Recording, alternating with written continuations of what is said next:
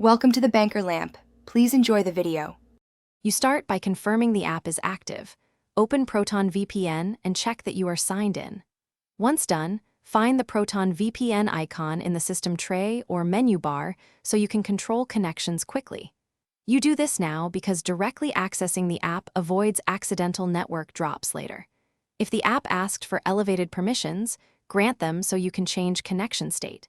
Now that the app window or icon is visible, you're ready to proceed to disconnecting safely. You now disconnect. Open the main Proton VPN window from the icon and locate the active connection card or map pin. Click Disconnect or flip the large connection toggle. This instructs Proton to tear down the VPN tunnel and restore your normal network route.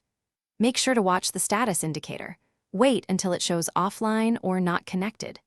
If you used an automatic profile, disable AutoConnect so it won't reconnect on network change. Once the status is stable, the VPN is no longer. To finish, quit Proton VPN or right-click the tray icon and choose Exit so background services stop.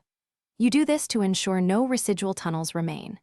If your internet still seems slow or blocked, restart your network adapter or reboot the device to refresh routing tables. Make sure DNS settings reverted to your preferred resolver. If you still see VPN DNS leaks, toggle the app's kill switch off in settings. One key troubleshooting tip: disable the kill switch before disconnecting, then re-enable it only.